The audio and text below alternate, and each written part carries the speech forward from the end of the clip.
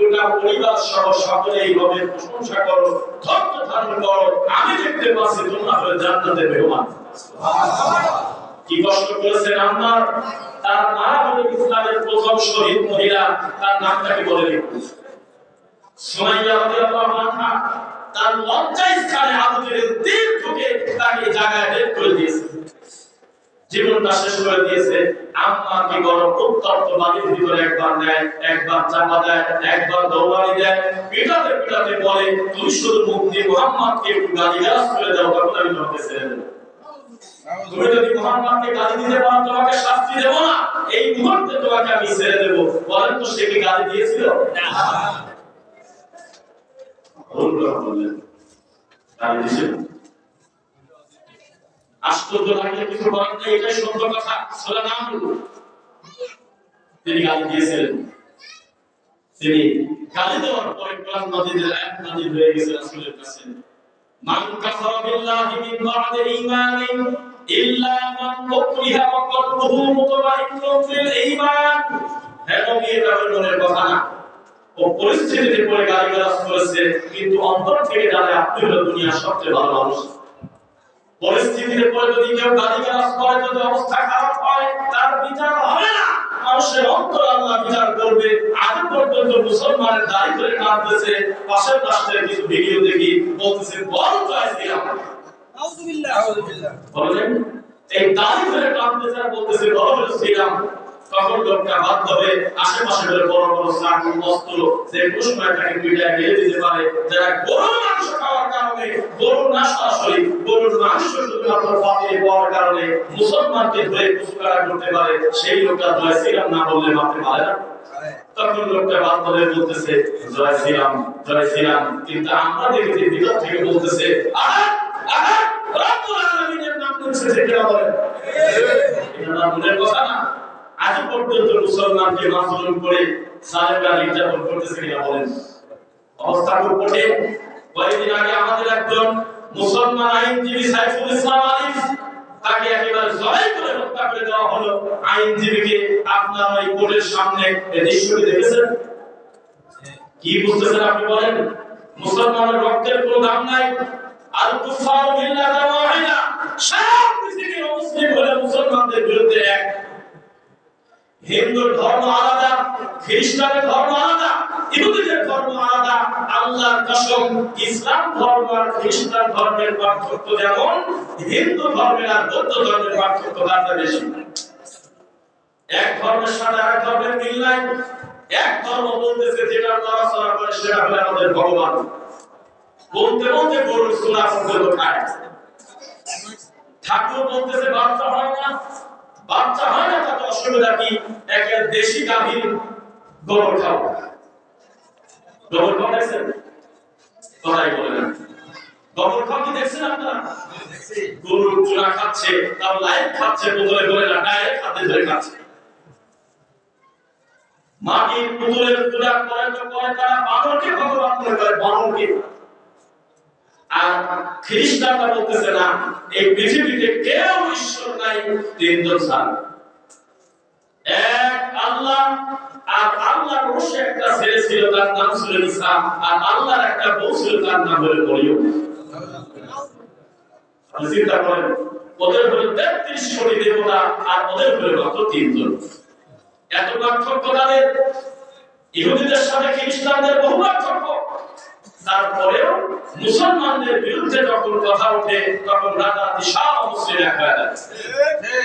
মুসলমানদের ধ্বংস করার জন্য, মুসলমান নারীদেরকে ব্যবহার করার জন্য তাদের দল ভিন্ন হতে পারে, কাফেররা সব এক। ঠিক তেমনি দুঃখের সাথে বলতে হচ্ছে, এই পৃথিবীর সমস্ত বিরাদিয়া বাবা এক আহলে হাদিসের বিরুদ্ধে। তাদের পীর আলাদা, খানকা আলাদা, মাদ্রাসা আলাদা, কবরস্থান আলাদা, সরকার ভিন্ন ভিন্ন, তাবিজ দেয় ভিন্ন ভিন্ন, দরবার ভিন্ন ভিন্ন, বিভিন্ন ঠাকুরের পূজা করে মুসলমান হয়েও কিন্তু আহলে হাদিসদের মসজিদ ভাঙার সময় সব বেদাতি এক হয়ে যায়। এই তো কয়েকদিন আগে রাজুল্লাহ আব্বাসী এক একজন বাদ্যযন্ত্র বাজায় আকস্মিক আপনার সরি মাঝবান্দারি এই মাঝবান্দারদেরকে কাফের ঘোষণা করলো। মাঝবান্দারি আবার দেওয়ানবাগিকে বলতেছে, দেওয়ানবাগি আবার সরমদাইকে বলতেছে, এক পীর আরেক পীরকে কাফের পর্যন্ত বলে। কিন্তু আহলে হাদিসদের বিরুদ্ধে সব বেদাতি এক। প্রথম কথা বলেছি সমস্ত কাফেররা মুসলমানদের বিরুদ্ধে এক। হানাফিকে মালিকি শেখ শাফিকে হাম্বলিকে দেখার টাইম নাই, মুখে দাড়ি আর মাথায় টুপি আর সালাত আদায় করে, এটা দেখলেই তাদের এলার্জি আছে কিনা বলেন? আছে। ঠিক তেমনি আহলে হাদিসদের বিরুদ্ধে সমস্ত বেদাতি এক। কয়েকদিন আগে এক পীর আরেক পীরকে কাফের পর্যন্ত বলল, কিন্তু আহলে হাদিস মসজিদের জন্য তারা সব বেদাতি এক হয়ে এই মসজিদে হামলা করে মসজিদে ভেঙে দিয়েছে। কোথায় ঘুমিয়ে আছেন, কোথায় থাকেন? এটা 2024 সাল। মানুষের ধৈর্য, মানুষের জ্ঞান বুদ্ধি কিভাবে শয়তান পেশাব করে তাদের চোখে একেবারে পর্দা ফেলায় দিয়েছে। আজকের এই দিনে লক্ষ্মীপুরের একটা ছেলে আল্লাহর ঘরে গিয়ে জোরে আমি পৌঁছার জন্য তার বুকে হাত ভেঙেছে। ব্রাহ্মণবাড়িয়াতে রানী আল্লাহর ঘরটা তালা দিয়ে দিয়েছে, নামাজ পড়তে দেবে না। তার প্রশাসনের কাছে গিয়ে বলে আহলে হাদিসরা নাকি খ্রিস্টান ইহুদি জালাল। আমাদের আলোচকরা বক্তব্য দিতে যায়, ইসলাম পর্যন্ত উঠতে দেয় না, দূর থেকে তাদেরকে বের করে দেওয়া হচ্ছে। অপরাধ তারা বলে আহলে হাদিস, তাদেরকে মুসলমান মনে করে না। এই বিদাতিরা কিভাবে আল্লাহ সাহায্য পাবে? খালিদ বিন ওয়ালিদ বলেছিল সংখ্যা দিয়ে কি করব? লা তাহিনু ওয়া লা তাহজানু ওয়া আনতুমুল আ'লাউনা ইন কুনতুম মুমিনিন। আল্লাহ এখানে সংখ্যার কথা বলে নাই। তুমি যদি মুমিন হও, তুমি যদি বিশ্বাসী হও, বিজয়ের মালা তোমারই দেব, তোমার কোনো ভয় নেই, চিন্তা নেই। আর মুসলমান 250 কোটি মুসলমান আমরা মুনাজাত করি, আল্লাহ আমাদের ফিলিস্তিনের মাসলুম ভাই বোনদেরকে তুমি রক্ষা করো। নির্বিচারে ওই ইহুদি খ্রিস্টানরা আমার কলিজার টুকরা মুসলিম ভাই বোনদের হত্যা করতেছে, হাসপাতালে পর্যন্ত বোমা লাগিয়ে দিচ্ছে। ঠিক না বল? আমরা 250 কোটি লোক মুনাজাত করি, মুনাজাত উপরে যাওয়ার দূরের কথা, এদের বিল্ডিং এর ছাদও পার হচ্ছে না। কারণ এই মুসলমান হাকিমপুর জর্দা দিয়ে পান খায়, এই মুসলমান করার সাথে তাবিজ নেয়, এই মুসলমান সন্তানের জন্য শাহাদাতের মাথায় পড়ে থাকে, এই মুসলমান এত সুন্দর একটা ডিমান্ডেবল জায়গা পূর্বাচল, কত সুন্দর একটা মানের জায়গা, কত সুন্দর একটা পরিকল্পিত শহর, এই জায়গায় একটা নোংরা শয়তানের একটা নাম দিয়েছে ল্যাংটার মাথা। এটা মুখে আনতে লজ্জা করে। আমি এই পাশে একটা জায়গায় খোঁজবা দেই, আমার পাশে একজন মুসল্লি, তার কাছে বারবার ফোন আসতেছে বিভিন্ন জায়গা থেকে যে আমরা অমুক জায়গা আসছি, মিশরে আসছি, কিভাবে মসজিদে যাবো, 24 মাস একলো। তখন উনি বলতেছে সরাসরি ল্যাংটার মাথার বলেন যে কেউ চিনবে। এই কথা বলে লোকটা বাপের বয়স আমাদের কারণে লজ্জা পাচ্ছে, পরে হাত ধরে বললো কি করবো, কিছু করার নাই। এভাবে একটা শয়তান প্রশিক্ষিত হয়ে গেছে। মানুষ কত নির্লজ্জ, কত বেহায়া। যেই মানুষটা নিয়মিত নেশাদার দ্রব্য পান করলে আর 40টা দিন আল্লাহ তার কথা শুনে না, তার সালাত কবুল হয় না, এই লোকটা ফিলিস্তিনের জন্য মুনাজাত করে কান্নাই করলে কি আর মরে গেলেই পারে? ঠিক। যেই লোকটা শিরক করে আল্লাহ তার কথা শুনবে না, যেই লোকটা বিদআত করে তার ফরজ কবুল হবে না, তার সুন্নাহ কবুল হবে না, তার নফল কবুল হবে না, বাকি ইবাদত তো হুজুরের কথা। যেই মুসলমান মানুষের সম্পদ ধ্বংস করে, যেই মুসলমান ইহুদি খ্রিস্টানের মতো চুল কাটে, যেই মুসলমান সারাটা দিন কাপড় নিচে কাপড় পরে, যেই মুসলমান জর্দা দিয়ে পান খায়, যেই মুসলমান ইহুদি খ্রিস্টানের নীতিতে বিশ্বাসী, যেই মুসলমানের ছেলের বয়স মাত্র 14 বছর, তার 3টা পর্যন্ত কানে হেডফোন নিয়ে বাদ্যযন্ত্র গান শোনে, এই ছেলে মুনাজাত করলে মুনাজাত কবুল যায়। সেই মুসলমান কবে হবে? যেই মুসলমান বলেছিলেন ইয়া মুসা ইন্না লামুদরাকুন, হে মুসা সংখ্যায় আমরা কম, 3 দিকে ফিরআউনের দল, একদিকে খালি, সেই দিকে মুসার দল, আর সামনে রয়েছে পানি। কোথায় যাব আমরা? পালানোর পথ নাই। 3 দিকে শত্রু, সামনে হলো নদী, সামনে হলো সমুদ্র। যাব কোন জায়গায়? তখন মুসা আলাইহিস কাছে আল্লাহর কসম ওই মুহূর্তে বই আসলে তিনি একেবারে ঈমানের পাওয়ারে আল্লাহর প্রতি কনফিডেন্স হয়ে তিনি বলেছিলেন খবরদার কাল্লা রব্বি সায়াহদিন, এই কথা বলে না যে আল্লাহ আমাদের পাকড়াও করবে, তোমরা বরং এই ধারণা করে রাখো এই কঠিন পরিস্থিতিতে আল্লাহ আমাদেরকে বিপদে ফেলবে না, অবশ্যই আল্লাহ আমাদেরকে রাস্তা বের করবে ইনশাআল্লাহ। এই কথা বলার পর আল্লাহ সুবহানাহু ওয়া তাআলা একই সমুদ্রের মাঝখান দিয়ে ফিরআউনকে চুবায় মারলেন, আবার একই নদীর উপর দিয়ে আল্লাহ মুসাকে পার করে দিলেন। সুবহানাল্লাহ। পরিস্থিতি খুব জটিল, সংখ্যা বিবেচনা সত্যের মাপকাঠি নয়। প্রকৃত হাদিস হতে হবে, প্রকৃত সুন্নাহর অনুসারী হতে হবে, প্রকৃত মুহাম্মদ সাল্লাল্লাহু আলাইহি ওয়াসাল্লামের উম্মত হতে হবে। সংখ্যায় একজন যদি হয়, এই একজন যদি জালেমের জন্য দোয়া করে, বদদোয়া করে, ইনশাআল্লাহ জালেমের চেয়ার কেটে যাবে ইনশাআল্লাহ। ইনশাআল্লাহ। কিন্তু হাজার হাজার লোক যদি বিদাত করে, শিরক করে, পাপ করে, তখন আল্লাহকে খুশি করা যাবে না। না। বেদাতি হুজুররা বক্তব্য দিচ্ছে, আমার চিন্তাধারা আমি শুধু দুঃখে বলি, আল্লাহ মাঝে মধ্যে স্মরণ করায় দিচ্ছি। আমাদের আফসোস, আহলে হাদিসের কিয়ামের লোক পর্যন্ত এই জুকার থেকে দাওয়াত দেয়। টুপি তাদের আমার থেকে প্রায় 3 গুণ উঁচু, লম্বা টুপি, নামের আগে আছে আল্লামা। এই সমস্ত মানুষ জালসার মঞ্চে আসে, যাকে আগে দিতে হয় 50,000, পরে দিতে হয় 30,000। এই লোকটাকে আশুলিয়ার বক্তব্য এসে বলতেছে, তার সামনে প্রায় যতগুলো মাইক্রোফোন, আমি নিশ্চিত দায়িত্ব নিয়ে বলতেছি, এতগুলো মানুষ কিন্তু আপনারা সামনে বসে নেই। শুধু মাইক্রোফোনটা এত বেশি, মানুষের কথা আপনি বাদ দিয়ে হিসাব করেন। এত বড় বক্তা মানুষের সামনে বলতেছে সিগারেট বিড়ি খাওয়া হারাম, আমি আপনার দলিল খুঁজে পাইনি। এই জোকার বক্তা তার বিড়ি খাওয়া 50,000 টাকা, 80,000 টাকা। আর আপনাদের আশেপাশে আরেকটা জোকারকে নিয়ে আসেন মাঝে মধ্যে, সেই লোক বলতেছে আল্লাহ রাসূলের হাদিসের ভিতরে নাকি ডোনাল্ড ট্রাম্পের নাম পাওয়া গেছে।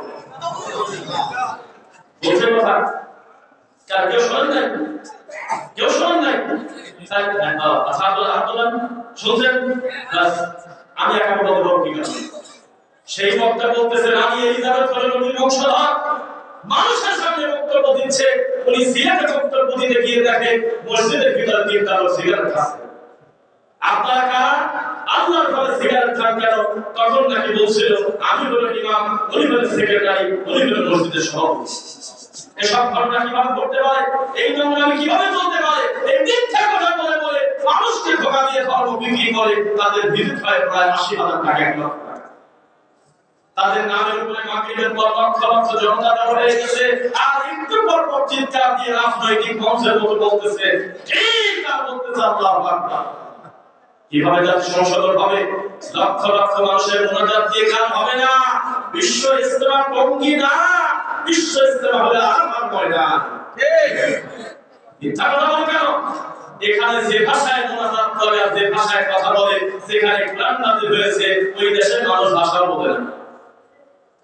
সারা পৃথিবীর তাওহীদ প্রেমী মানুষ, সারা পৃথিবীর মুসলমান আল্লাহর কাবা ঘরে হজ করতে যখন আরাফার ময়দানে দাঁড়ায়, তখন তাদের সংখ্যা প্রায় কম হলেও 1 কোটি হয়। কথা বলেন ঠিক? আর এখানে কানার ব্রিজের ওখানে একটু ঢুকে গেল কয়েকজন, আব্দুল্লাহপুর ব্রিজের ওখানে একটু জ্যাম হয়ে গেল, সেরাগাড়ি দিয়ে স্টেশন রোড দিয়ে একটু কিছু লোক জমা হয়ে গেল, আর আমি নাম দিয়ে দিলাম বিশ্ব ইজতেমা। আর আমি মাইকের সামনে এসে বললাম আমি হলো গরিব মানুষ, আমার তো মক্কা মদিনায় যাওয়ার টাকা নাই, সেজন্য এখানে আসলাম, 3 বার আসলে একটা হজ হয়। এইরকম রবি শিক্ষা দেওয়া হচ্ছে, এইরকম মানসিক প্রতিবন্ধী নিয়ে তাদেরকে ঘোরানো হচ্ছে। তাদের হাতে নাই কোরআন নাই হাদিস, তাদের কাছে আছে স্বপ্নের কিতাব, যে স্বপ্নের কিতাবে লেখা আছে 1 ওয়াক্ত নামাজ কাজা করলে 80 রূপা জাহান্নাম, অথচ হাদিসটা মিথ্যা। মানুষের নাম দিয়ে তারা রাসূলকে দোহাই দিয়ে মিথ্যা কথা বলে প্রমাণ চালিয়ে দিচ্ছে যে এই বইয়ের ভিতরে লেখা টঙ্গী আর টঙ্গী এই তুরাগ নদীর এই হাজারি টয়লেটে যদি কেউ সালাত আদায় করে, এই লোকটা তাকে 2 কোটি 88 লক্ষ বক্তরা কবরের কথা বলেছে, আর আল্লাহর কাবা ঘরে 1 টাকা বলে 1 লক্ষ টাকা। পৃথিবীতে 3টা মসজিদ আছে, 1 বাইতুল্লাহ, 2 মসজিদে নববী, 3 বাইতুল মুকাদ্দাস। এই 3টা মসজিদের সম্মানের ভিতরে সবচেয়ে বেশি সম্মান হলো আল্লাহর কাবা ঘর। একটা সিজদা সমান 1 লক্ষ সিজদার নেকি, আর এক টঙ্গীর মাঠে পড়লে নাকি নেকি হয় কয় কোটি? হ্যাঁ, বইতে লেখা আছে, কোনদিন সংশোধন করলো না। ওই যে তাদের মতো নাম দিয়েছে ইসলামিক ফাউন্ডেশন, ওখানে বলা হচ্ছে ইসলামিক ফাউন্ডেশনের সিদ্ধান্তে চাঁদ দেখা কমিটি আছে, বুঝলেন না? চাঁদ দেখা কমিটি আছে আমাদের দেশে। কি করে বাকি দিন বসে আমরা জানি না, 363 দিন তাদের কাজ কি আমরা জানি না, বসে আছেন মক্কা মদিনায়, চাঁদ উঠলে বোঝা গেল কালে আমাদের ঈদ। চাঁদ দেখা কমিটির কি কাজ আমরা জানি না, ইসলামিক ফাউন্ডেশনের মাওলানার কি কাজ আমরা জানি না। ইসলামিক ফাউন্ডেশনের মাওলানা তো ভুল মানুষের কথা, তাকে মানুষে মনে করি না, কারণ এতদিন পর্যন্ত তারা রমজান মাসের ক্যালেন্ডারে নামাইতুল আসুমা গদা গাধা এই লেখাটা একটু বন্ধ করেনি। কয়েকদিন পরে রমজান মাস আসবে, দেখবেন আল্লাহর ঘরে মসজিদে মসজিদে তারা মানুষের তৈরি করা মিথ্যা নামাজ লেখা থাকবে, লেখা থাকবে 6:40 অথবা 5:50 সূর্য অস্ত যাবে, আর সতর্কতার জন্য 4 মিনিট যুক্ত করা হলো, এই কথার কথা লেখা থাকবে। এটা 2024 সাল, মানুষকে ধোঁকা দেওয়া যায় না। এখন যদি কেউ গুগলে লেখে সূর্যাস্ত কয়টায় আর সূর্যোদয় কয়টায়, মুহূর্তের ভিতরে সানসেট কথা বলে দেবে। আজকের এই দিনে ওই বেদাতি হুজুর তারা লিখে দিচ্ছে 5 মিনিট সতর্কতার জন্য দেরি করা হলো। আলহামদুলিল্লাহ। আর আমরা যখন সময় মতো ইফতার করি, আমাদের সামনে মাঠে ময়দানে গিয়ে আমাদেরকে ব্যক্ত করে আর বলে আহলে হাদিসরা 4 মিনিট আগে ইফতার করে। ও জাহেল ও নাদান ও ভণ্ড, আমরা আগে ইফতার করি না, আমরা করি সময় মতো ইফতার, তোমরা করো দেরি করে ইফতার। নবী বলেছেন ততদিন আমার উম্মত কল্যাণের উপর থাকবে যতদিন তারা দ্রুত ইফতার করবে। আমরা রাসূলের সুন্নাহ পালন করি, সময় হওয়ার সাথে সাথে আর 1 মিনিট টাইম নেই না। আযান কোথায় পড়লো, কে কোন জায়গায় আযান দিল না দিল সময় নাই, টাইম হওয়ার সাথে সাথে আমরা খেজুর বা পানি মুখে দিই। ঠিক আছে, আমি এভাবে সিরিয়ালে যদি বলতে থাকি আপনাকে বোঝাই, যেভাবে জাতিসংঘে বসে আছে জাতিসংঘ মুসলমানকে পশু কাটা করে একটা বার করে না, আর মুসলিমদের কুত্তা করে গেলে রাস্তায় নামে তারা। কথা বলেন ঠিক? মুসলমানদেরকে পশু কাটা করে রোহিঙ্গা মুসলিমদের চোখের সামনে দেখলাম, ছোট ছোট বাচ্চা নারী বই দেখে রান্না করে খাচ্ছে, দেখেন না কি খাচ্ছে, এই দৃশ্য দেখছেন না? কেন সহ্য করা যায় গো? জীবন্ত মানুষ ফেলে যাচ্ছে, দৌড়ে গিয়ে একটা কোপ দিয়ে তার মাথা আলাদা করে তার সামনে সিলে খাচ্ছে রক্ত। এই লোক সেই দৃশ্য দেখে জাতিসংঘ বলতেছে এখনো পর্যন্ত ভালো করে প্রমাণ পাওয়া যায়নি যে কেউ মরে গেছে। আর কোন অমুসলিমের মন্দির তো বহুদূরের কথা, অমুসলিমকে হত্যা তো বহুদূরের কথা, আমাদেরকে ইসলামের শিক্ষা দেয় নাই। তবে তাদের পোশাকটা কুকুরের গায়ে যদি আপনি হাত দেন, দেখবেন যে পশু অধিদপ্তরের লোক আপনার বাড়ি ঘেরাও করে জেলে নিয়ে যাবে। সারা দেশে দেশে মিছিল হবে যে এত বড় খারাপ, তারা নিরীহ পশু মারে, কিন্তু মানুষের রক্তের কোনো দাম জাতিসংঘের কাছে নেই। মনে রাখবেন, সারা বাংলাদেশের হানাফি, মালিকি, শাফি, হাম্বলি, তাবলীগ, জামাত, আহলে হাদিস যা আছে সারা পৃথিবীতে যত বাংলা ভাষাভাষী মানুষ আমরা যেখানে ছড়িয়ে আছে, আমাদের সবার একটা প্রাণের দাবি ইসলামিক ফাউন্ডেশন। কি বলে কথা তো বলে না? ইসলামিক ফাউন্ডেশন একটা সরকারি সংস্থা না, যেখানে বসে বসে আল্লাহর ঘরের বক্তব্যের ভিড় পরিচালনা করা হয়, যেখানে বসে বসে ফতোয়া ভোট দেওয়া হয়, যেটার ব্যানারে বাংলাদেশে বুখারী মুসলিম আছে কিনা বলেন, আছে নাকি হাদিসের কিতাব? সেখানে বসে বসে এমন বড় বড় জ্ঞানী লোক আছে, এখন পর্যন্ত নামাই তো আর আসনা পড়াদের বেদা এই জ্ঞানটা আল্লাহ তাদের দেয়নি।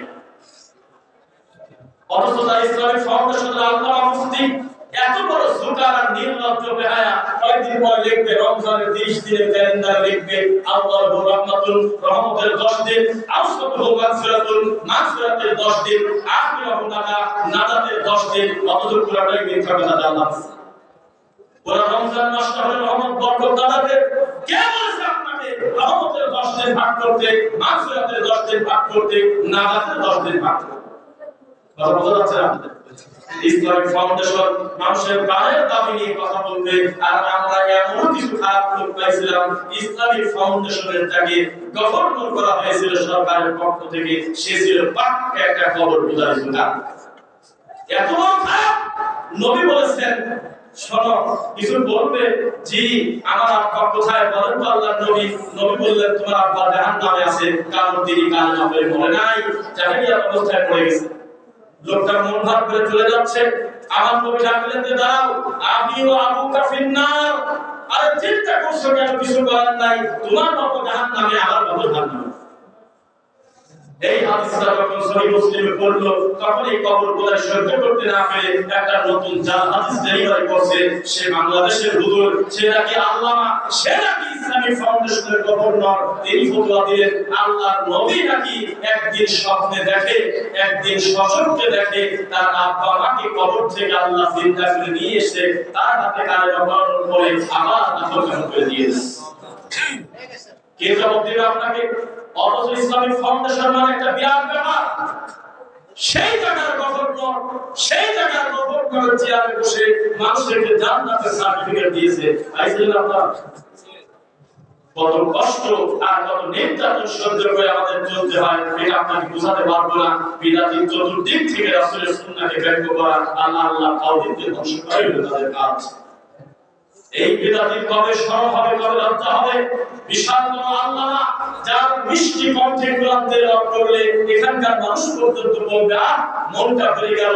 সেই বিদাতি বলতেছে যাদের নামাজ কাটা হয়ে গেছে প্রতি ওয়াক্ত নামাজের জন্য আর বেতন নামাজকে নাকি আলাদা একটা উত্তর দেওয়া লাগবে, 6 ওয়াক্ত নামাজের জন্য ইতিপূর্বে ছুটে দেওয়া নামাজের জন্য সোয়াকে দিব অথবা কাটা। মুফতি ফতোয়া দিচ্ছে। কে বলেছে এমন নোংরা কথা? নবী সাল্লাল্লাহু আলাইহি ওয়াসাল্লাম বলেছেন কেউ যদি অতীতের পাপের জন্য ক্ষমা চায়, এই পাপ জীবনে না করে পাপের জন্য যদি পর্যাপ্ত কান্নাকাটি করে অনুশোচনা করে, তাহলে আল্লাহ তার পাপ শুধু ক্ষমা করে না, ইউবাদদিলুল্লাহু সাইয়্যাতিহিম হাসানাত, আল্লাহ তার অতীতের সমস্ত পাপকে নেকি দিয়ে পরিবর্তন করে দেয়। তার মানে আমার জীবনে যত বিনামাজ হয়ে গেছে, যত জেনা হয়ে গেছে, যত নেশা খাওয়া হয়ে গেছে, যত গালিগালাজ করে ফেলেছে ভুলে, এই কথার জন্য আল্লাহকে যদি বলি আমি আমার মরা পর্যন্ত এই ভুল আর জীবনে করবো না, আল্লাহ আমাকে ক্ষমা করে দেবেন ইনশাআল্লাহ। আর বেদাতি হুজুর বলতেছে না হবে না, তুমি সুরাকে দিকে আদা দিয়ে দাও। অথচ আপনি জানেন এই এক বৈঠকে তার 14 গোষ্ঠীর যত লোক আছে সমস্ত লোকের জন্য মাথার প্রতিমুক্তি সুরাকে দিকে আদা দিয়ে নাক নিয়ে নেবে, এমন লোকের লোকজনদের বমি বলি আছে নাই? লোকজনদের লোক আছে কিনা? তার 14 গোষ্ঠীতে যত লোক আছে সুরাকে দিকে আপনার দামটা কিছুই না, তার একদিনের রোজগারে প্রায় 1 কোটি টাকা। এই বেদাতি হুজুর এভাবে দিনকে ধ্বংস করতেছে। এই বেদাতি হুজুর বলতেছে আসসালামু আলাইকুম ওয়া রাহমাতুল্লাহি তাআলা ওয়া বারাকাতুহু। কি বিবর্তন? তখন আমরা বললাম, প্রতিবাদ করলাম আসসালামু আলাইকুম ওয়া রাহমাতুল্লাহি ওয়া বারাকাতুহু, মাঝখানে তাআলা ঢুকাইছে, এটা ঠিক হয় নাই। তখন প্রায় 14000 লোক কমেন্ট করছে আমার বক্তব্যে। আমি দেখলাম কিছু কিছু কমেন্ট, এখন দেখি যে 2-3 জন ভালো বলছে, বাকি সবাই আছে তুই খ্রিস্টান। তুই এত বড় হুজুরের বুদ্ধরিস, তুই জানিস না সে আজহার বিশ্ববিদ্যালয়ে পড়েছে, এত বড় হুজুর, এই হুজুরের সালামের বুদ্ধরিস, তুই কি মানুষ? আমাকে গালি দিচ্ছে। এই জাতি কবে সংশোধন হবে? যে আজহার নামটা শুনলে আমরাও বলে কি নাম আর কিছু লাগে না, সেই আজহার বিশ্ববিদ্যালয়ের অফিশিয়াল ভাবে একজন বড় দায়িত্বশীল একজন শিক্ষক সেই দিন একটা বক্তব্য দিয়ে দিচ্ছে, আর বাংলাতে দেখা যাচ্ছে উপর দিয়ে যে আমাদের অফিশিয়াল সিদ্ধান্ত আজহারের আমাদের নবীর মিলাদুন নবী পালন করতেই হবে, এটা বাধ্য। তারা মিলাদ পড়ে, মিলাদুন নবী পালন করে, নবীকে তারা গায়েবের মালিক মনে করে, নবীকে তারা হাজির নাজির মনে করে, তারা মরা মানুষকে চিন্তা মনে করে, পীর ফকিরকে বিশ্বাস করে, সুফি সাধক দিয়ে ভরা। অথচ বাংলাদেশের মানুষের কাছে এটা একটা হাতের মাপকাঠি। বুঝা যাচ্ছে কিনা? আপনাদের কি মনে আছে কিনা ডক্টর মিজানুর রহমান আজহারি ভাই, আলহামদুলিল্লাহ তিনি দেশে আসার পর কত সুন্দর একটা ভালো উদ্যোগ নিলেন। তিনি প্রায় সকল হানাফি ঘরানার বিভিন্ন তরিকাপন্থী লোকদেরকে দাওয়াত দিয়েছিল। দাওয়াত দিয়ে তিনি মুসাফা করলেন, মেহমানদারি করলেন। আমরা সবাই বললাম আলহামদুলিল্লাহ, সমস্ত হানাফি যদি এক হয়ে যায় তাহলে আমাদেরও ভালো। আমরা চিনতে পারবো যে আসলে হানাফি মানুষ সবাই এক। কেউ এক টাকায় আমি হানাফি, কেউ মরা বাপের কবরের পানি খায় পায় আমার কণ্ঠ ভালো হয়ে গেল সেও হানাফি, যে মানুষের কাছে সে সন্তান চাই সেও কয় হানাফি, যে মাঝবান্দারি বাদ্যযন্ত্র বাজায় মরা মানুষকে দাফন করে সেও কয় আমি হানাফি, দেওয়ানবাগি সেও কয় আমি হানাফি, রাজারবাগি সেও কয় আমি হানাফি, কুতুববাগি সেও কয় আমি হানাফি। যে কোনো বক্তারা নিজেদেরকে হানাফি দাবি করে, এটা তার কোন হানাফি? তো ডক্টর মিজানুর রহমান আজহারির দাওয়াতে দেখলাম কবর পূজারী আছে, জামাত ইসলাম আছে, হেফাজতে ইসলাম আছে, দেওবন্দি আছে, বিভিন্ন ঘরানার আলেম ওলামা এক জায়গায় আছে। দেখছেন আপনারা? তখন লোকজন হাজার হাজার কমেন্ট শেয়ার করলো, আলহামদুলিল্লাহ আল্লাহ তুমি কবুল করো, আজকে আলেম ওলামা সব এক জায়গায় হয়েছে। এখন সন্ধ্যা পার হলো না, সন্ধ্যার পর দেখি দুইটা হুজুর লাইভ আসছে। এই দুই হুজুরই মদিনা ইউনিভার্সিটি না, দুঃখিত মিশর আল আজহার বিশ্ববিদ্যালয়। তার মানে যেখান থেকে মিজানুর রহমান আজহারি ভাই পড়াশোনা করেছে ওখান থেকে তারাও পড়াশোনা করেছে, তারাও বিদ্যার্জন করেছে, তারাও ডক্টর, সেও ডক্টর, তারাও আজহারি, উনিও আজহারি। এই দুইজন লাইভ এসে বলতেছে আশহাদু আল্লা ইলাহা ইল্লাল্লাহ ওয়াহদাহু লা শারীকা লাহু ওয়া আশহাদু আন্না মুহাম্মাদান আবদুহু ওয়া রাসূলুহু। আমরা বললাম কি হলো? বলতেছে আজহারি দাওয়াত থেকে আমাদের ঈমান চলে গেছে। নতুন করে তারা কালেমা পড়ে মুসলমান হয়েছে। দেখছেন আপনারা? কেউ দেখেন নাই? কে দেখছেন? কেউ একজন বলেন শব্দটা দেখছেন? মাশাআল্লাহ। আপনারা কি করেন বলেন? শুধু পুরন্ত কথা দিয়ে আর শুধু বাপদাদা থেকে পেয়ে গেছি এটা দিয়ে কি সালাফিয়া ঠিক থাকবে? কষ্ট করতে হবে। এই কম করে শীতের ভিতরে লোকটা কোটি ডক্টর প্রতিদিন তার প্রায় 20,000 টাকা ইনকাম হবে দেখলে সেই লোকটা সব কিছু ফেলায় দিয়ে ফাদায় এমন বইখান হাতে করে 40 দিনে সিরিয়াল হাঁটে।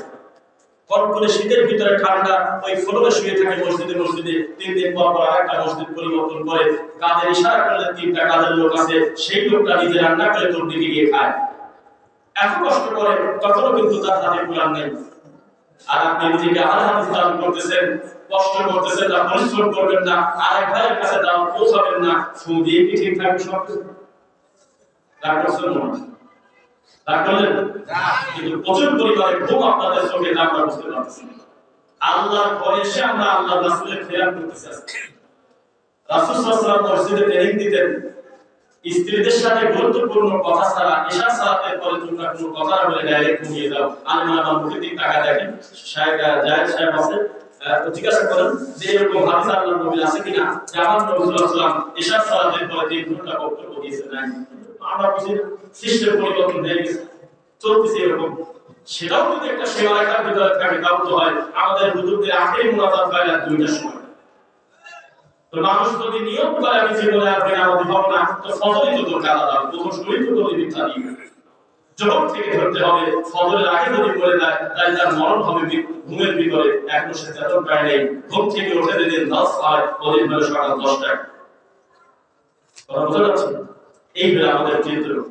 আমরা আল্লাহর ঘরে এসে কিছু আমাদের শেখা দরকার আছে কিনা? আমাদের সভাপতি সাহেব মাওলানা তিনি বক্তব্য দিয়ে একটা কথা আমার খুব ভালো লাগছে। টাকা পয়সা আল্লাহ সুবহানাহু ওয়া তাআলা যা দিয়েছেন আলহামদুলিল্লাহ, এই টাকা দিয়ে মসজিদ হয়তো আমরা সুন্দর চকচকা করে দিতে পারবো, কিন্তু মুসল্লি যদি মসজিদে না আসে তো সবই তো লস। হ্যাঁ, তিনটা মসজিদ জিজ্ঞাসা করা হচ্ছে যে মসজিদে কি মুসল্লি হয়? বলে মুসল্লি হয় মানে বাইরে সওয়াব দেওয়া লাগে। এত মুসল্লি আলহামদুলিল্লাহ বলতে হচ্ছে ফজরের নামাজের সময় কারো দরকার পাওয়া যায় না। মুয়াজ্জিন যদি ছুটিতে যায় একামত দেওয়ার লোক যদি পাওয়া যায় না, ইমাম একাই নামাজ পড়ে।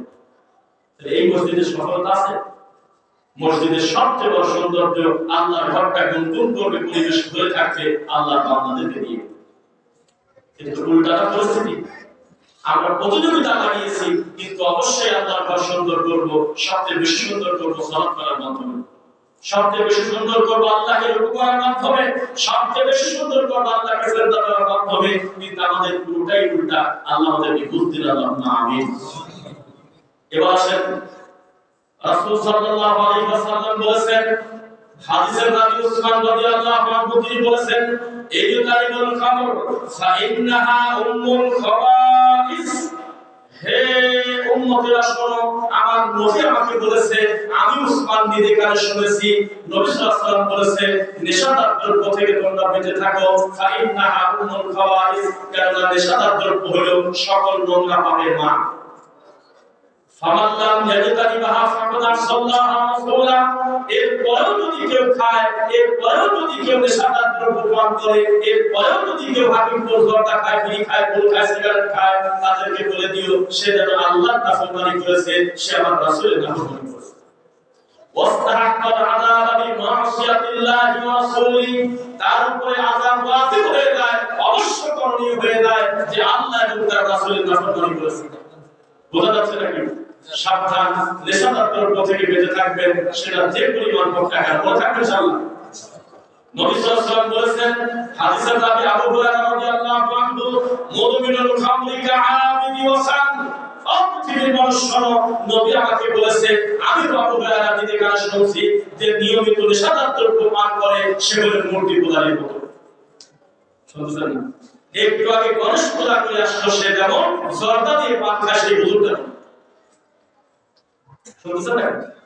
মুদমিনুল খামরি কাআবিদি ওয়াসান। নেশাদার দ্রব্য পানকারীকে নবী বলেছেন হাদিসে নবী আবু হুরায়রা সেই লোকটার দৃষ্টান্ত হলো মূর্তি পূজারীর মতো। নবী সাল্লাল্লাহু আলাইহি ওয়াসাল্লাম বলেছেন শোনো, কেউ যদি নেশাদার দ্রব্য পান করে আল্লাহ ফিদ দুনিয়া, দুনিয়াতে যদি কেউ নেশাদার দ্রব্য পান করে, কথা বলতেছেন আপনারা এইভাবে কথা বলে শোনা যায় না? সুন্দর বলছেন না বলবি শুধু খেয়াল শুনবেন। হাসি করে একটা আমরা দিচ্ছি না, কেউ যদি নেশাদার দ্রব্য পান করে ফিদ দুনিয়া, দুনিয়াতে ও মাটা মরে যায়, লাম ইয়ামুত তওবা করে নাই, লাম ইয়াশরাবহা ফিল আখিরাহ, জান্নাতে আখিরাতে এই লোকটা আল্লাহর পক্ষ থেকে মিষ্টি পানি খাওয়ার ভাগ্য হবে না। খবর নিয়ে দেখেন, যে যত বড় বেদাতি হুজুর সে তত হাকিম পর্যন্ত টাকা বেশি, যে যত বড় আল্লামা সে তত তাবিদের ব্যবসা করে খায়। কুরআন মাজিদের আয়াত বিকৃতি না করা পর্যন্ত সেই লোকটা আল্লামাকে ঠিক রাখে না। এই লোকটা যদি সমাজের বড় হুজুর হয়, জাতির ব্যাপারে কি আছে? আমাদের মাহফিলে আসবেন, কমন কথা হোক, বাংলায় হোক, আরবিতে হোক, ইংলিশে হোক, অন্তত 10 মিনিট বলবেন আমি আল্লাহর রাসূলের পাঁচটা হাদিস আমি শিখতে পারলাম, আর বেদাতি মাঠে গিয়ে খালি বুক করে খালি কাঁদে। কি যে বলতেছে তার হিসাব নাই। মিথ্যা কিচ্ছা কাহিনী দিয়ে মানুষকে রাঙায় টাকা দিয়ে চলে যাচ্ছে হেলিকপ্টারে, কিন্তু জাতির কল্যাণ কি হচ্ছে? রাসূল সাল্লাল্লাহু আলাইহি ওয়াসাল্লাম বলেছেন মা আসফারা মিনাল কাবাইনি মিনাল ইজারি ফাফিন্নার। হে আমার উম্মতেরা শোনো, নিয়মিত যদি কেউ এমনিতেই ইচ্ছা করে হোক, মজা করে ঠাট্টা করে হোক, কেউ যদি টাকটু থেকে কাপড় পরে এই কারণে তাকে জাহান্নামে যেতে হবে, সেটা লুঙ্গি হোক, পায়জামা হোক আর প্যান্ট হোক। এখন যদি আমি সবাইকে দাঁড়াতে বলি, অন্তত 20-30% লোকের লুঙ্গিটা এখনো টাকটুর নিচে আছে, এটা কি হারাম না হারাম? আবার কেউ কেউ কি করে, সারাদিন প্যান্টটা টাকটুর নিচে থাকে, আল্লাহর ঘরে মসজিদে যখন ঢোকে তখন গুছায় ফেলে, আর সালাম ফেরানোর পর নামায় ফেলে। তার মানে এখন ছিল আল্লাহর বান্দা, এখন হলো দোষের বান্দা। আল্লাহর ঘরে থেকে তুমি কোন আল্লাহকে খুশি করতে আসলে, আর নামাজের পরে নামায় দিয়ে হারাম কাজ করে তুমি কাকে সন্তুষ্ট করতে যাচ্ছ? ওদুল ফিস সিলমি কাফা, পরিপূর্ণভাবে ইসলামে প্রবেশ করতে হবে। মরণ পর্যন্ত আল্লাহর রাসূলের নীতি বাইরে আমরা যাব ইনশাআল্লাহ। লিল্লাহি তাকবীর। বুঝলাম না, আমি ভাবছিলাম আমি শেষ করে দেব, আপনাদের কোনো এনার্জি নাই, জোশ নাই, কিন্তু তাকবীর দিলাম, আপনারা খুব জোরে আওয়াজ দিয়ে সন্তুষ্টি চিত্তে বুঝাই দিচ্ছেন আপনারা এখনো জীবিত আছেন। আলহামদুলিল্লাহ। মাঠে ময়দানে বক্তব্য আমরা দিই, খোলা মাঠে তো মসজিদ করা, বিশ্বাস করেন এই মাইকের আওয়াজ খুব টনটন আওয়াজ হয়, ভিতরে খুব সুন্দর ক্লিয়ার বোঝা যায়। আর এখন আমি আমার কথা নিজেই শুনতে পাচ্ছি না বার করে, কিন্তু বাইরে থেকে অনেক ক্লিয়ার বোঝা যাচ্ছে। যাদের ভাই বাসায় ছিলাম শুয়ে পড়ে সব কথা বোঝা গেল, কিন্তু মসজিদের ভিতর থেকে কথা আলাদা গেছে, একবার চতুর্দিকে বাড়ি খাচ্ছে, কথা বোঝা যাচ্ছে। তারপরেও যদি সেম কথাটা যদি 4:30টার সময় শুরু করতাম, রক্ত গরম থাকতে থাকতে যদি 1.5 ঘন্টা বক্তব্য শুনতে পারতেন, বাড়িতে যাওয়ার সময় বলতেন যে কিছু মনে আছে, এখন তো কিছুই মনে নেই, একটু পরে ঘুম পাবেন। রাসূল সাল্লাল্লাহু আলাইহি ওয়াসাল্লাম বলেছেন শোনো, লা তাযালু তাইফাতুন মিন উম্মতি যাহিরিনা আল হক। উম্মত ভাগ হতে হতে কেউ হয়েছে সৃষ্টি, কেউ বলছে যে জান্নাতে যাওয়ার জন্য তরিকা বলে 126টা, তার ভিতর সবচেয়ে শর্টকাট জান্নাতে যাওয়ার তরিকা হলো সরলরেখ পথ। নবী সাল্লাল্লাহু আলাইহি ওয়াসাল্লাম বলেছেন মারে ফাতেমা, ও মা, বাপ হিসেবে দুনিয়াতে কোনো কিছু প্রয়োজন হয় আমাকে তুমি বলো, সাধ্য অনুযায়ী আমি সবই দিয়ে দেব, তবে মুহাম্মাদের বেটি হিসেবে বিচারের বাকিপুর কল্যাণ পাবে না, কবরে কিন্তু শাস্তি হতে পারে যদি আল্লাহকে সন্তুষ্ট না করে কবরে যাও। আমাদের সরে বড় আর সর্বনাই পীর ঠান্ডা মাথায় বলতেছে বিচারের মাঠে আমাদের বাপ দাদারা জাহাজ দিয়ে রওনা দেয়, বুঝলেন? বলছে কথা। তারপরে তারা বলতেছে এখন যদি কোরআন নাযিল হতো আমাদের বাপ দাদা পীর ফকিরের নামটা কোরআনের ভিতর থেকে যেত, নাউযুবিল্লাহ। তার মাথায় এইটুকু ঢুকলো না, এত বড় কোরআন, এই কোরআনের ভিতরে আল্লাহ নবীর পরে উম্মতে মুহাম্মাদের শ্রেষ্ঠ সন্তানের নামটা একটু বলুন তো। আবু বকর, তারপর এই চারজন উম্মতে মুহাম্মাদের শ্রেষ্ঠ সন্তান, অথচ এই চারজনের নাম সরাসরি বানানো করে বলেন না কোরআন মাজিদে। কথা বুঝুন না। আয়েশা রাদিয়াল্লাহু আনহা মহিলা সাহাবীদের ভিতরে আল্লাহর বাণীর উপরে এত বড় বিদ্যান নাই, অথচ তার নামটা সরাসরি কোরআন মাজিদে নাই। তার মেয়ে ফাতেমা কলিজার টুকরার নামটা কোরআনে নাই, হাসান হোসেনের নামটা সরাসরি কোরআন মাজিদে বলে দেখা আছে। আপনি আমাকে সিরিয়াল করে বলেন, অথচ আবু লাহাবের মতো একটা কাফেরের নামে সূরা আছে। ফেরাউনের কথা কোরআনটা পূর্ণ করা ভরা বহু জায়গায় আছে কিনা বলেন? তাহলে নাম থাকা মানে কি তার সম্মান বাড়া? এটা আল্লাহর সিদ্ধান্ত, আল্লাহ জানেন। কাফেরদের নামটা ব্যবহার করেছেন, এগুলো দৃষ্টান্ত স্বরূপ যে তারা কি কি ক্ষতি করেছে, ইসলামের কি কি সর্বনাশ করতে চেয়েছে, ফলাফল শূন্য, তার নিজেরাই ক্ষতিতে পরিণত হয়েছে। বুঝা যাচ্ছে? এই দৃষ্টান্তগুলো দেখে দেখে আমাদের শিক্ষা গ্রহণ করতে হবে। আল্লাহ তাআলা দিবেন। আমিন। সেই সাথে এটা হলো আল্লাহর ঘর, মসজিদ। ওমান আযলামু মিম্মান মানা'a মাসাজিদাল্লাহ, তার থেকে বড় জালেম আর কে আছে? আনইউযকারা ফি আসবুহু ওয়া সাআ ফি খারামিহা, তার থেকে বড় জালেম নাই যে আমি আল্লাহর ঘরের জিকিরকে বাধা দেয়, কর্মকাণ্ডে বাধা দেয়। আছে না? হজ করতে গিয়েছেন কারা কারা? আমরা করতে হজ করতে একটু হাত তুলতে একটু কেউ জান নাই কি করার টাকা বুঝলাম না। ওমরা এখন বাদে গিয়েছেন কেউ? গিয়েছেন, পিছনে আমাদের আয় আছে। সেখানে দেখবেন আপনার ডান পাশের লোকটা হাতি বাঁধে, আপনার বাম পাশের লোকটা নাভির নিচে হাত ধরে আছে। তারপরে আপনার সামনের কাতারে একটা লোক দেখবেন যে কোথায় হাত পাচ্ছে খুঁজেই পাওয়া যাচ্ছে না। কেউ কাউকে লাঠিপেটা করে না, কেউ কাউকে গালি দেয় না, সালাতের পরে সালাম ফেরাই নমস্কার করে না যে আমাদের ডিস্টার্ব হচ্ছে, আজকে আমি বলেন বলি। তাই কেন এই গোলকটা বোঝে না? কেন এই বিদআতপন্থী আলেম বোঝে না? যেখানে কোরআন নাযিল হয়েছে, যেখানে ওহী এসেছে, যেখানে মুহাম্মদ সাল্লাল্লাহু আলাইহি ওয়াসাল্লাম দাঁড়িয়ে ইমামতি করেছে, সেখানে স্বাধীনভাবে আল্লাহকে সিজদা দেওয়া যায়। বাংলাদেশে বসে আমি আমার রাসূলের পদ্ধতিতে সালাত করতে গিয়ে এত বাধা বিঘ্ন কিসের জন্য?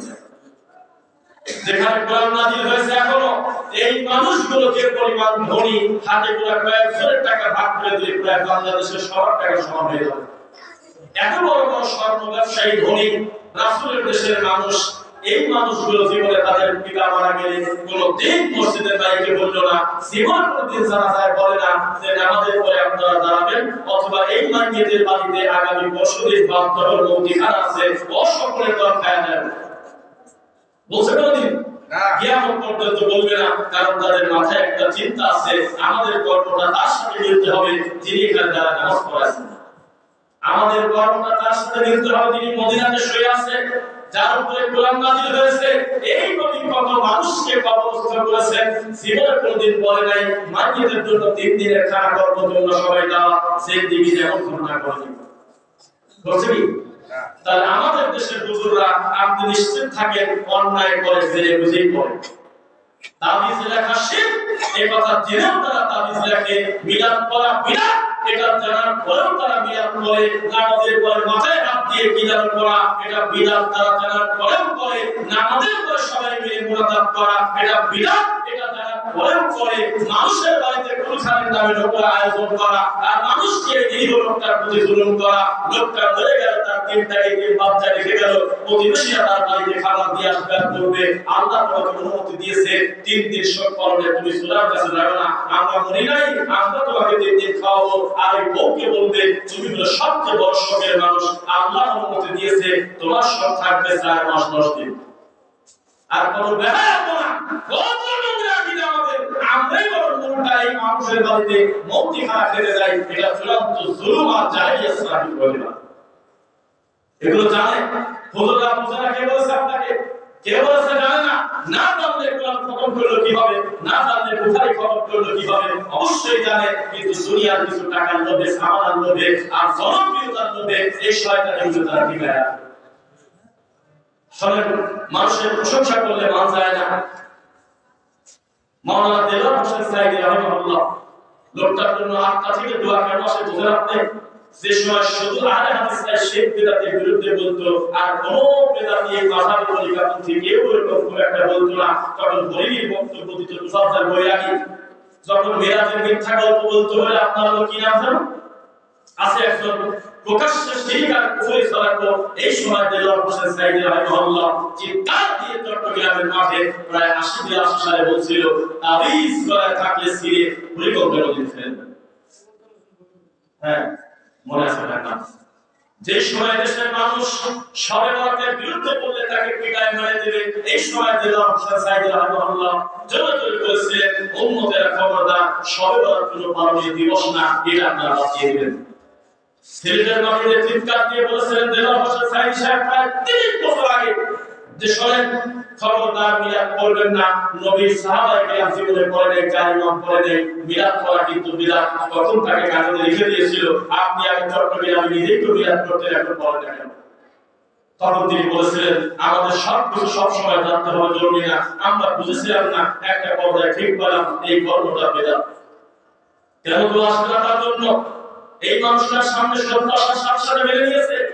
মহিলা প্যানেল থেকে তার কাছে প্রশ্ন আসছে, খাদিজা নামে একটা মহিলা তাকে প্রশ্ন করলো, এখন ইউটিউবে যদি খাদিজা নাম না পান আমাকে জেনে দিয়ে না দিব। খাদিজা নামে একটা মহিলা প্রশ্ন করেছে, মাওলানা দিদার হোসেন সাইদি সাহেব আপনার কাছে আমার প্রশ্ন, তাদের ভাবে সালাম ফিরানোর পরে ইমাম এবং মুসল্লি সকলে মিলে হাত তুলে দোয়া করে নাকি বেদাত? তখন তিনি হাত তুলে সুন্দর করে উত্তর দেওয়ার আগে বললেন, মা বোনদের ভিতর থেকে খুব ভালোই উত্তর প্রশ্ন আসছে। এই কথা বলে তিনি উত্তর দিচ্ছেন, জীবন ঠিক শুনেছেন, এই কথাই ঠিক, আমার নবী কোনদিন এইভাবে ইস্তেমাই দোয়া সকলে মিলে নামাজের পরে করেছেন, তার কোনো প্রমাণ নেই। দেওয়ার হোসেন সাইদ রাহিমাহুল্লাহ বলেছেন, আর আছে 3 মিনিট, আর আছে 5 মিনিট, আর আছে 7 মিনিট, আপনারা তাড়াতাড়ি সালাত খান, এই ধরনের কথা নবী বলে নাই, আমার নবী আযান দিয়ে সালাত করেন।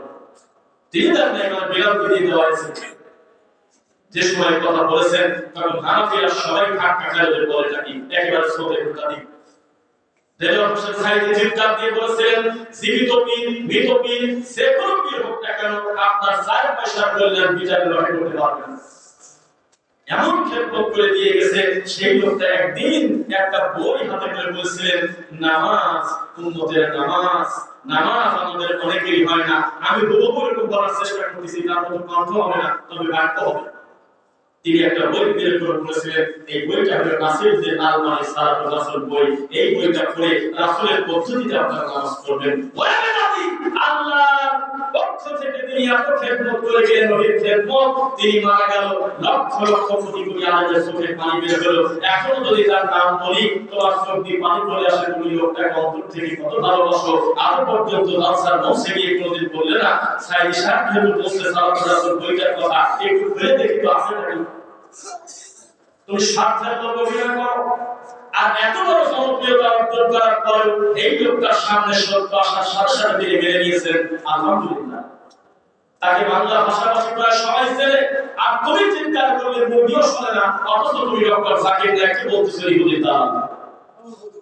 পৃথিবীর 6টা মুসলিম রাষ্ট্রের লোকটার ঢোকা নিষেধ, নিজের মাতৃভূমিতে লোকটার জায়গা হলো না, তিনি বক্তব্য দিচ্ছে, কাবাঘর ইমাম এতিমের মতো তাকে আসলে মুখের দিকে যে কি জিনিস রে, কোথায় কোন আয়াত আছে মুসলমানের কথা তো ভুলে যায়, হিন্দু বাইবেল খ্রিস্টান মোর্তার মুখস্থ।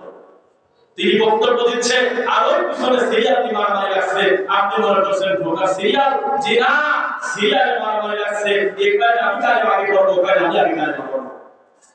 এত খেদমত আল্লাহ তাকে দিয়ে দিলেন, যার বক্তব্যের সামনে সারা পৃথিবীর হিন্দুদের গডফাদার বলা চলে। শ্রী রবিশঙ্কর হাত কেটে গেল 10 মিনিটে, সে বুঝে কি সে ব্যাগদের। আর আমাদের দেশের দোকান বলুন, দাঁতের দিক টাকান দেয় না, তরমুজের বীজের মতো জর্দা খাচ্ছেন, গুল খায়, জর্দা খায়, আর তাদের ব্যবসা করে খায়। এই গন্ধ দুধের মানুষ এসে বলতেছে উনি নাকি ডক্টর জাকির নাকি ইসলামের দালাল। কি জবাব দেবেন আপনি? এই সমস্ত হুজুররা যদি মুনাজাত করে, এই মুনাজাত সাফ পার হবে না, আরশে আজিমে যাওয়া তো হুজুরের কথা, এই কথাই ঠিক। রাসূল সাল্লাল্লাহু আলাইহি ওয়াসাল্লামের নীতি যদি অনুসরণ না করেন, সংখ্যা দিয়ে কিভাবে বোঝা যাচ্ছে? এত টাকা দিল, প্রায় 12.5 লক্ষ টাকা। আমি হিসাব করলাম, ভাই 12,20,000 টাকা দিয়েছেন, মানে আল্লাহ তার মাধ্যমে দিবেন। আগামীকালকে এটা ওয়াদা করেন, কথা বলেন, বলছে বলছে এতগুলো টাকা দিচ্ছে, ঘরটা আল্লাহর ঘরটা কনস্ট্রাকশন করবে, সুন্দর করে পূর্ণ হয়ে যাবে, আর তারা হয়ে যাবে না খুশিতে ফজরের নামাজ আসে না, নাকি বলেন? খালি জুমার নামাজ আসে বলে আল্লাহ সিরিয়ালটা ঠিক রাখলে আমি এখনো বেঁচে আছি, না কি বলবেন? 5 ওয়াক্ত সালাতে যখন আল্লাহর ঘরে আসবেন, এই ঘরটা যখন আমিন বলবে, কুমকুম শব্দ হবে, আল্লাহর বান্দা আল্লাহর ঘরটা পূর্ণ হয়ে যাবে, তখন প্রধান অতিথি আপনার শান্তি পাবে আর মনে করবে যা আমার মনটা হয়ে গেছে, আমার গ্রামের মানুষ আর মাদক দ্রব্য খায় না, নেশাদার দ্রব্য খায় না, ইফতিজিং করে না, ছেলে মেয়ে আড্ডা দেয় না, তারপরে মুরব্বীরা কেউ কাউকে গালি দেয় না, কোনো দ্বন্দ্ব নাই, মারামারি নাই, সবাই আল্লাহকে শ্রদ্ধা দিচ্ছে কত সুন্দর ভাবে, এদিন ভাবে তাদের পূর্ণ নেকি, পূর্ণ শান্তি তৃপ্তি। মনে থাকবে সাবধান, আল্লাহ কিন্তু প্রত্যেকের আমল দিয়েছে কিনা? আপনাদের এলাকায় কোনো ইঞ্জিনিয়ার নাই, কিন্তু না বললে মনে হয় আপনারা কথা পছন্দ করতেছেন। আপনাদের এলাকায় ইঞ্জিনিয়ার আছে, ডাক্তার আছে, ওই ইঞ্জিনিয়ার যদি মরা পর্যন্ত কোনো ডিজাইন না করে আল্লাহর কাছে আসামি হতে হবে?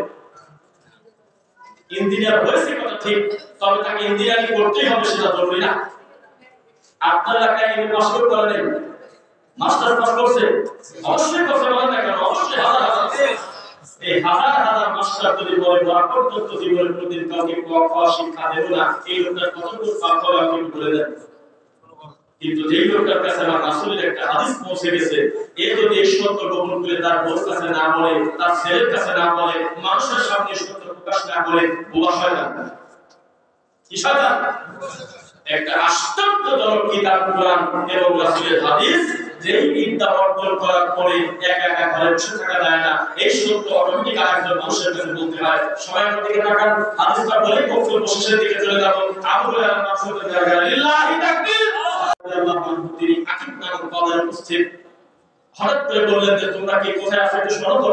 চলে গেল, কি হলো? তাড়াতাড়ি মসজিদে নববীতে চলে যাও, যাই দেখো আমার নবী সংসদ বর্ণনা করছে।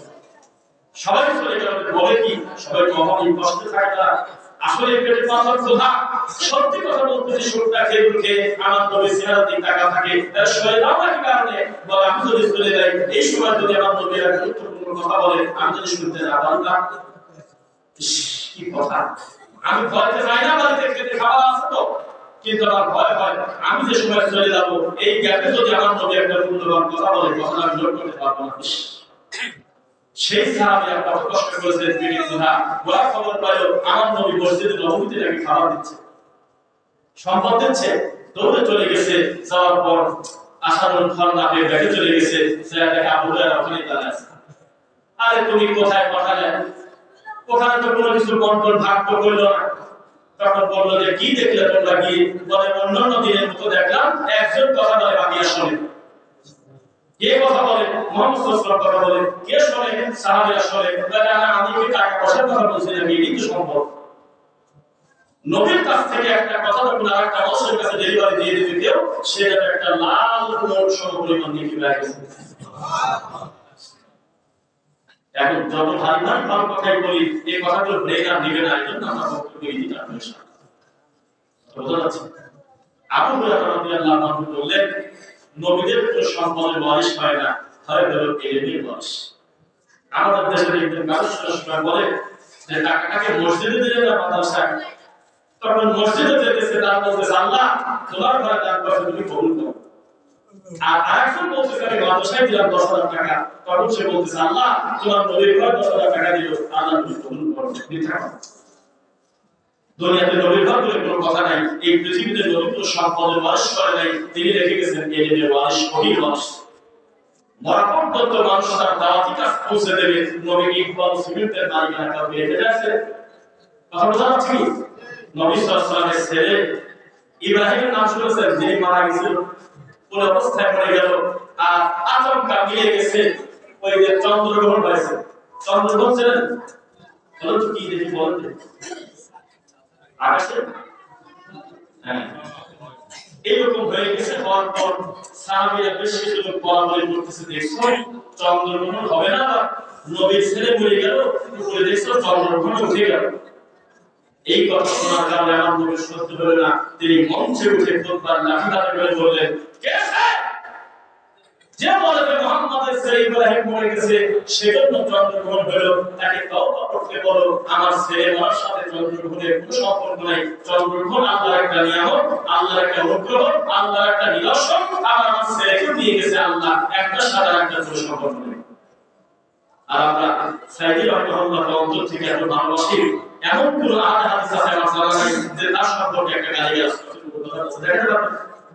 এই সম্মানী মানুষটা চলে গেল, আর আমাদের দেশে তারই দলের ফুকার কিছু মৌলবি বলতেছে ওনাকে রাখি সাথে দেখা গেছে। এই সম্মানের লোকের সাথে একই করা হবে না।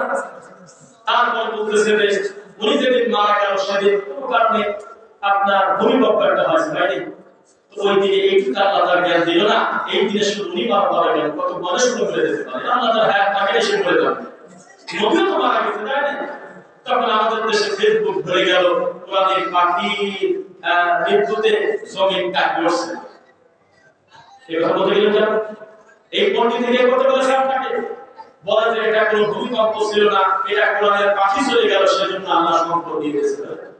এসব কথা মানুষ বলে, পরক্ষণে কিছু কিছু ভুল করে আমরা ভুল হয়ে গেছে, আমরা ঠিক পাই নাই, আবেগে মানুষ পূজা করতে করতে রাসূলের থেকে বেশি সম্মানের নষ্ট করে দিয়েছিল। নাউযুবিল্লাহ। জিন্দা বলি, তারপর মন্দির পাহারা দেওয়া, এগুলো কে শুরু করলো? হুজুর আমার কলিজার টুকরা ভাই মুসলমান সাইফুল ইসলাম আলিফকে প্রকাশ্যে জবাই করতেছে আইনজীবীকে ধরে, আর তুমি মন্দির পাহারা দাও। যেখানে আল্লাহর সাথে শিরক হচ্ছে, এটা তো প্রশাসনের কাজ। জীবনে কোনদিন কোন মূর্তি ভাঙা তো দূরের কথা, কোন হিন্দুকে একটা গালি আমরা জীবনে দেব না, আমাদের কোন শিক্ষা দিয়েছে, কারণ আমরা যদি তাদের গালি দেই তারাও আবার আল্লাহকে গালি দিতে পারে। কিন্তু এই কথা কোথায় পেলে তুমি যে মন্দিরে গিয়ে আপনার কোরআন তিলাওয়াত করতে হবে, গজল বলতে হবে, এত বড় টুপি মাদ্রাসার হুজুর একে জেলার বড় দায়িত্বশীল বড় আল্লাহ, সেই লোকটা বলতেছে আমার ভিতরে একটা ভালো মানের ব্রাহ্মণ আছে। এখানে মন্দিরে আসতে পেরে আল্লাহ শুকরিয়া আদায় করতেছে, আলহামদুলিল্লাহ। আর আজকে দেখলাম একটা হিন্দু লোক করে গেছে, তার জানা হচ্ছে কিন্তু দেখছেন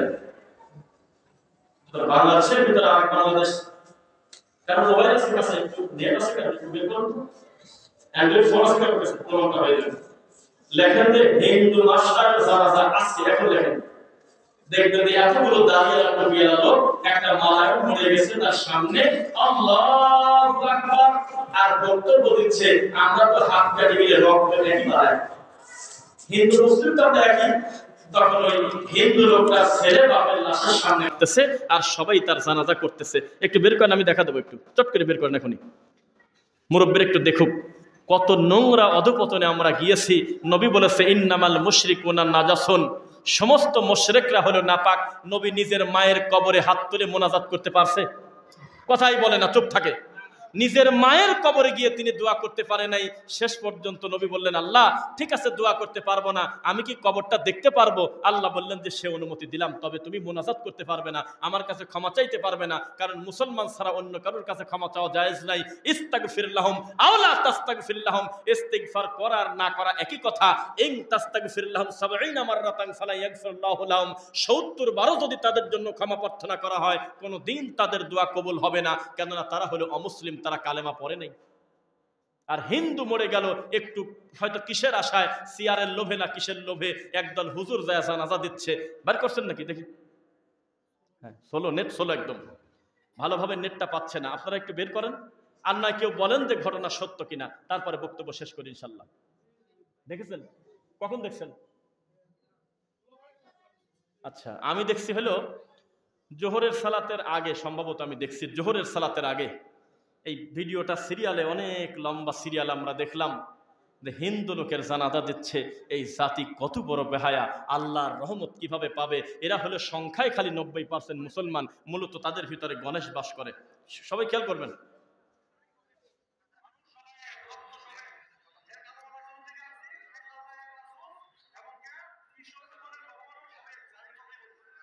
আমরা একই দীর্ঘদিন স্থানীয় স্কুলে শিক্ষকতা করেছেন হেমন্ত চন্দ্র প্রামাণিক। শুধু শিক্ষক হিসেবে নয়, ভালো মানুষ হিসেবেও তার ব্যাপক সুখ্যাতি ছিল। ছিলেন এলাকার সর্বজন শ্রদ্ধেয় মানুষ। হেমন্ত সরকার, কি নাম? উনি খুব ভালো শিক্ষক ছিল। তো তার ছাত্ররা তাকে গিয়ে বলতেছে যে আমরা তাকে এভাবে ছাড়িয়ে দেব না, জান্নাতে ঢোকাই ছাড়বো।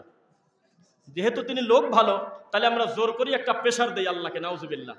বলতেছে আমাদের সবার রক্ত এক, আমরা সবাই মিলে তার জানাজা দিলে তিনি জান্নাতে যাবে, বলেন নাউজুবিল্লাহ। আপনি খুতবার এই বক্তব্য এখন আমি দোয়া পরে শেষ করব, এরপরে বাড়িতে গিয়ে লিখবেন যে হিন্দু মানুষের জানাজা আর আজকের তারিখ দিবেন, আপনি নিজে বাড়িতে বসে দেখবেন, আর আমার নাম্বার খুঁজে পেলে একটু 1 মিনিট ফোন দিবেন যে সত্য না মিথ্যা বলছি। আল্লাহ তুমি আমাদের অতীতের ভুলগুলো ক্ষমা করো আল্লাহ। এই যে প্রাণ ভরে মানুষ 2 হাত ভরে তোমার ঘরে দান করলো, আল্লাহ নামে বেনামে যারা, আল্লাহ তুমি তাদের কবুল করো আল্লাহ। আল্লাহ এই মনের ভিতরের ভালো আশাগুলো তুমি পূরণ করে দাও গো আল্লাহ। আল্লাহ রব্বুল আলামিন একটা টাকা যেন বিফলে না যায়, তোমার জন্য যারা সাদাকা করেছে তুমি আল্লাহ তাদের কবুল করো আল্লাহ। এই বক্তব্য শেষে আমি যাব 484 কিলো, আর আপনি যাবেন মসজিদের একটু নিচেই, তাই না? বাসা খুব কাছাকাছি কিন্তু, তাই না? তারপরেও আমরা সন্তুষ্ট। আমাদেরকে বলা হয়েছিল 10টার 1 মিনিট পার হবে না, তবু আমরা 11টা পর্যন্ত বসে আছি, কখন আমাদের ডাকে। এরপরেও আমাদের একটা আফসোস নাই যে অন্তত আল্লাহর ঘরের উপকারটা হয়েছে, শুকরিয়া আদায় করি আলহামদুলিল্লাহ। যদি এসে দেখতাম যে আমাকে বসায় রাখে একটা বক্তা খালি খালি কানে হাত দিয়ে কাঁদিয়ে চলে যাচ্ছে ওয়াজ করে, তাহলে আপনাদেরকেও মনে করতাম অসুস্থ, ওনাকেও মনে করতাম রোগী। কিন্তু আসি দেখলাম যে না, আল্লাহর বান্দারা প্রাণ ভরে আল্লাহর ঘরে দান করতেছে। আমি দানের পরিমাণ দেখে আমি মনে করলাম আমাকে এত আগে আনি ভুল করছে, উচিত ছিল আমি শুয়েছিলাম, ভালোই ছিলাম। আরো 1 ঘন্টা পর আমাকে ডাক দিলে আমি তার বুঝতে পারতাম না এখন বাজে কয়টা। আমি উঠে এসে বসতাম, ভালো হইতো, আমার খুব শান্তি লাগছে আলহামদুলিল্লাহ। আমি বিব্রত হচ্ছিলাম যে আমাকে দেখে আবার পাবলিক না বলে ফেলে এই তুমি ছেড়ে দাও, চলতে থাকুক, মানুষ দান সাদাকা করতে করতে একটা বড় পর্দায় যাক, পরবর্তী বছর আমার আরেক ভাই এসে দেখবে আল্লাহর ঘরটা টাইলস দিয়ে পূর্ণ হয়ে গেছে ইনশাআল্লাহ। আল্লাহ আমরা মানুষ, আমাদের ভুলভ্রান্তি হলে তুমি ক্ষমা করো। শেষ রাত্রে মাঝে মধ্যে 2-1টা ধমক দিছি, আপনারা তো ঘরের মানুষ, রাগ করবেন না। কথা বুঝছেন? বেদাতির কত কথা বলি আমরা, বেদাতিদেরকে আমরা কত লজ্জা দেই যাতে আল্লাহর রাসূলের নীতিতে তারা ফিরে আসে। আর আপনারা তো আমাদের ভাই, কি বলেন? জীবনভর কত ভুলভ্রান্তি আমরা করে আসছি, আল্লাহর কাছে আমরা তওবা করি, আল্লাহ তুমি ক্ষমা করো আল্লাহ। আল্লাহ আমাদের আত্মীয় স্বজন যারা কবরবাসী হয়ে গেছে, আল্লাহ মানুষ হিসেবে তাদের ভুল আছে, তবে তুমি ক্ষমা করো, তাদের প্রতি দয়া করো আল্লাহ। আল্লাহ যারা বেঁচে আছি, আল্লাহ আমাদের নেক হায়াত দান করো আল্লাহ। আমাদের ভিতরে যারা অসুস্থ, তুমি তাদেরকে উত্তম শেফা দান করো।